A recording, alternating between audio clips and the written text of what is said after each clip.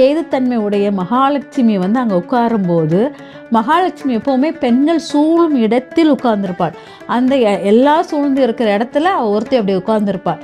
ஆனால் நம்ம தலையில வைக்கும்போது கேதுங்கிறது தனித்து இருக்கும். தனியா இருக்கிற மாரி இருக்கும். அந்த தனித்திருக்கும் இடத்தில் தாமரை வைத்தால் அது அவளுக்கு பூமியில் உயிர் வாழும் தன்மை உடையது அனைத்தும் ஜீவகாந்தம். நம்மளுக்கு எந்த தன்மையெல்லாம் கொடுக்குது? பணம், காசு, புகழ், அந்த இதெல்லாமே நம்மளுக்குள்ள ஜீவகாந்த சக்தி தான். இந்த ஜீவகாந்த சக்தியை உருவாக்கக்கூடிய இந்த செண்பக பூவை வைத்து யார் வழிபடுகிறார்களோ, செண்பக லட்சுமியை நல்ல பூவை எடுத்துக்கிட்டு அதை வந்து நல்ல தண்ணியில் வந்து ஒரு ஒரு கண்ணாடி பாட்டில் எடுத்துக்கோங்க, இல்லாட்டா ஒரு கண்ணாடி பவுல் எடுத்துக்கோங்க. அதில் வந்து இந்த செண்பக பூவை ஃபுல்லாக பரத்தி வைத்து 15 நாளாக அது தொடர் பூஜையாக பண்ணணும். அதாவது அமாவாசை முடிஞ்ச உடனே பிரதமை தள்ளி போட்டுட்டு அதுலேருந்து வளர்ப்பிறை திதியை எடுத்துக்கிட்டே நீங்கள் 15 நாள் பௌர்ணமி வர வரைக்கும் நீங்கள் எடுத்து கும்பிட்டீங்கன்னா இதோடைய நறுமணம் ரொம்ப பவர்ஃபுல்லாக பரவக்கூடியது. தேனீகள் வந்து இதை சுற்றி அவ்வளோ மொய்க்கக்கூடியதாக இருக்கும். தேனி மொய்க்கக்கூடியதாக இருந்தால் அது எவ்வளோ பெரிய பவர்னா, பிஸ்னஸ் பண்ணக்கூடியவங்களுக்கு இந்த பத்திரிப்பூ வந்து ரொம்ப வலிமையாக இருக்கும். இது மண்பானையில் வைத்து இதை பாதுகாத்து இதை வந்து பூஜைக்கு எடுத்துக்குவாங்க அப்படிங்கிறது முக்கியமானது. இந்த பூ வந்து உச்ச சகனமதி வழிபாட்டில் மிக முக்கிய பங்காக இருக்கும். இந்த பூ வந்து நம்மளுடைய கர்மாவுடைய வேலைகளை குறைப்பதற்கு இந்த பூ பூஜை ரொம்ப நல்லா இருக்கும். இதனால கர்மாங்கிறது சனிங்கிறனால இது இரவு நேர பூஜைக்கு இந்த நீலோத்பல பூவை வந்து பயன்படுத்துவோம் அப்படிங்கிறத எடுத்துக்கலாம்.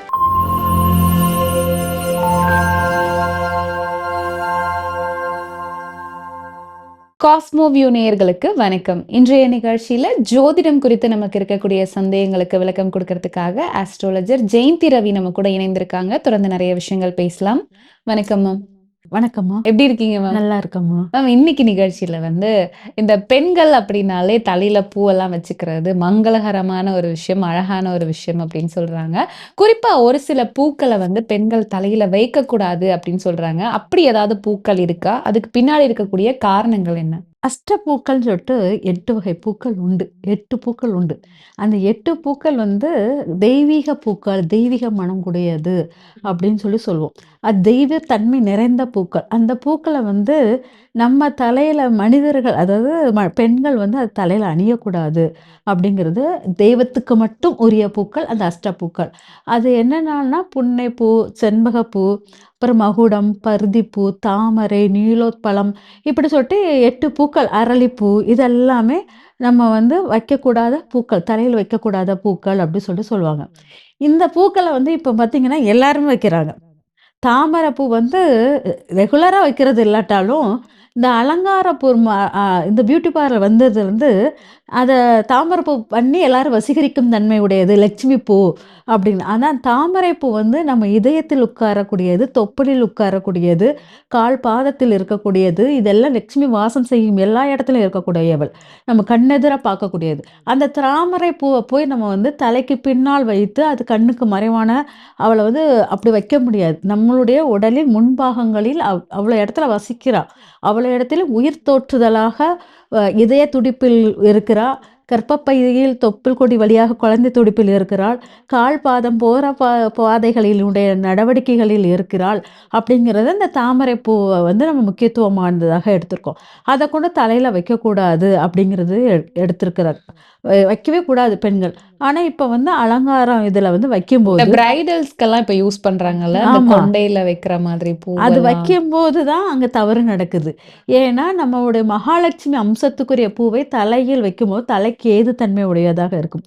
அந்த கேதுத்தன்மை உடைய மகாலட்சுமி வந்து அங்கே உட்காரும்போது மகாலட்சுமி எப்போவுமே பெண்கள் சூழும் இடத்தில் உட்கார்ந்திருப்பாள். அந்த எல்லா சூழ்ந்து இருக்கிற இடத்துல ஒருத்தி அப்படி உட்கார்ந்திருப்பாள். ஆனால் நம்ம தலையில் வைக்கும்போது கேதுங்கிறது தனித்து இருக்கும், தனியாக இருக்கிற மாதிரி இருக்கும். அந்த தனித்திருக்கும் இடத்தில் தாமரை வைத்தால் அது அவளுக்கு ஒத்து வராது. அதனால தலைமுடியில் வைக்கக்கூடாதுங்கிறது முக்கியமானதாக இருக்குது. அதனால தாமரை மகாலட்சுமி அம்சத்துக்குரியது. அதே மாதிரி பார்த்தீங்கன்னா செண்பகப்பூ அப்படிங்கிறது இருக்குது. இந்த செண்பகப்பூ வந்து ரொம்ப, ரொம்ப, ரொம்ப, ரொம்ப பவர்ஃபுல்லான பூ அப்படிங்கலாம். இது செண்பக லட்சுமியாகவும் நம்ம சொல்லுவோம். இந்த செண்பகப்பூ வந்து இதையும் தலையில வைக்க மாட்டாங்க. இது நறுமணம் வந்து ரொம்ப பவர்ஃபுல்லானது. 18 மணி நேரம் அது நறுமணம் நீடிக்கக்கூடியதாக இருக்கும். ஒவ்வொரு பூவும் 1/2 மணி நேரம் அல்லது குறைஞ்சது ஒரு 2 மணி நேரம் தான் அந்த பூவில் உள்ள நறுமணங்கள் கூடி இருக்கும் ஒழிஞ்சு, இந்த செண்பகப்பூவுடைய நறுமணங்கள் வந்து 18 மணி நேரம் இருக்கும். இதில் வந்து ஜீவகாந்தம் சொல்லிட்டு ஒண்ணு ஒரு அந்த செண்பகப்பூவில் உண்டு. ஜீவன்னாலே உயிரை தோற்றுவிக்கக்கூடியது.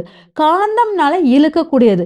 அப்போ உயிர்களை தன் பக்கம் இழுக்கக்கூடிய மிக பவர்ஃபுல்ல சக்தி வாய்ந்த பூ வந்து நம்மளுக்கு இந்த செண்பகப்பூ. இந்த சக்தி வாய்ந்த பூவ வந்து நம்ம எப்படி பயன்படுத்துறோங்கிற கூட நமக்கு தெரியல. தாமரை பூவாச்சும் நமக்கு எல்லாருக்கும் தெரியும். தாமரை பூவ வந்து சாமிக்கு முன்னால விளக்கெரியும்போது வைக்கிறது, லட்சுமி தாயாருக்கு உகந்தது. அதில காயின் வச்சு அர்ச்சனை பண்றது எல்லாமே நமக்கு தெரியும். ஆனா செண்பகப்பூவுடைய இது வந்து யாருக்குமே தெரியாது. இது ஜீவகாந்தம் அப்படின்னாலே, இந்த செண்பகப்பூவ வந்து பார்த்தீங்கன்னா, நம்மளோட முருகப்பெருமானுக்கு ரொம்ப பிடித்த பூவாக சொல்லுவாங்க. செண்பகப்பூ. அப்போ அது வந்து காந்த சக்தி. அதாவது செவ்வாய்ங்கிறது மண் தத்துவம், ஈர்ப்புத் தன்மை கூடியது. எதையெல்லாம் ஈர்க்கணும் அப்படின்னு நினைக்கிறீங்களோ, அங்க செண்பகப்பூ வழிபாடு பண்ணினால் ஈர்ப்பாக இருக்கும். செண்பக லட்சுமியாகவே அது உருவெடுக்கும். எப்படி செண்பக லட்சுமியாக இது உருவெடுப்பாங்கன்னா, இது பதப்படுத்தப்படுகிறது இந்த பூவ அப்படிங்கிறாங்க.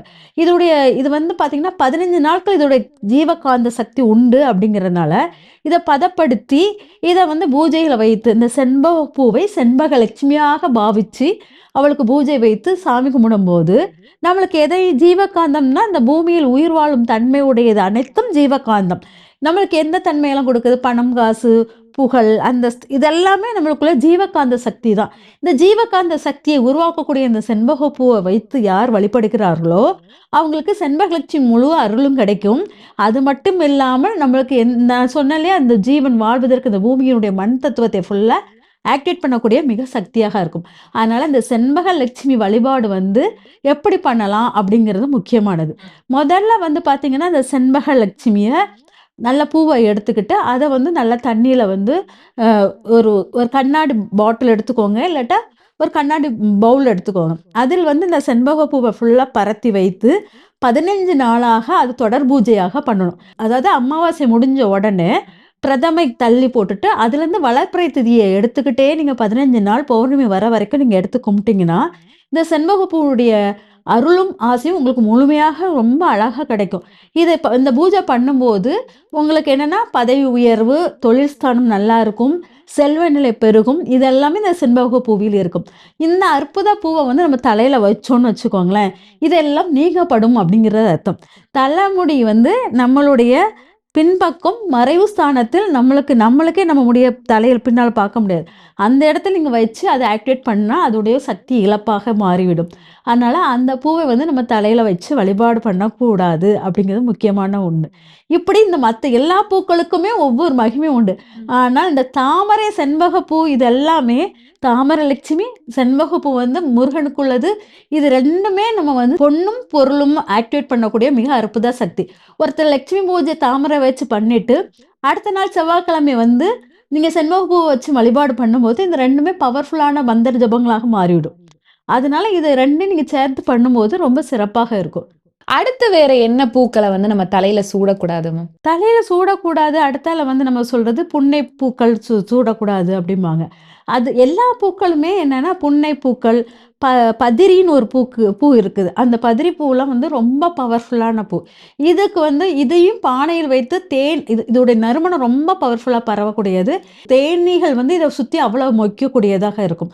தேனீ மொய்க்கக்கூடியதாக இருந்தால் அது எவ்வளோ பெரிய பவர்னா, பிசினஸ் பண்ணக்கூடியவங்களுக்கு இந்த பதிரிப்பூ வந்து ரொம்ப வலிமையாக இருக்கும். இது மண்பானையில் வைத்து இத பாதுகாத்து, இதை வந்து பூஜைக்கு எடுத்துக்குவாங்க அப்படிங்கிறது முக்கியமானது. இதுக்கு நைவேத்தியமாக தேன் வைத்து இது பண்ணுவாங்க. அதே சமயம் பார்த்தீங்கன்னா, நீலோத்பலம் அப்படிம்பாங்க. நீலோத்பலம் அப்படிங்கிற பூ வந்து தாமரை போன்று தான் இருக்கும். நீல கலர்ல இருக்கும். அதான் கத்திரிப்பு கலர்ல அந்த பூ இருக்கும். அந்த பழம் நீலோத்பலம்ங்கிறது உச்சிஷ்ட கணபதிக்கு ரொம்ப பவர்ஃபுல்லான பூ. இந்த பூ வந்து உச்சிஷ்ட கணபதி வழிபாட்டில் மிக முக்கிய பங்காக இருக்கும்.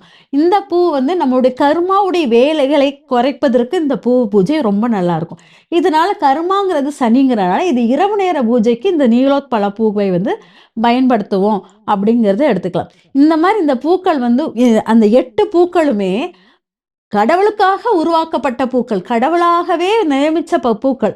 அதனால தான் அந்த அரளிப்பூ வந்து முருகருக்குள்ளது. அதையும் நம்ம வந்து பயன்படுத்த மாட்டோம் அப்படிங்கிறது. நான் அரளி செடியே வைக்கிறதுக்கு யோசிக்க சொல்லுவேன். கடவுளுக்கு அர்ப்பணம் பண்ணா அது உங்களுக்கு ஒண்ணும் தெரியாது. ஆனா நீங்க வச்சுக்கிட்டீங்கன்னா, கோவத்தின் தாபங்கள் அதிகமாக இருக்கும் அப்படிங்கிறது.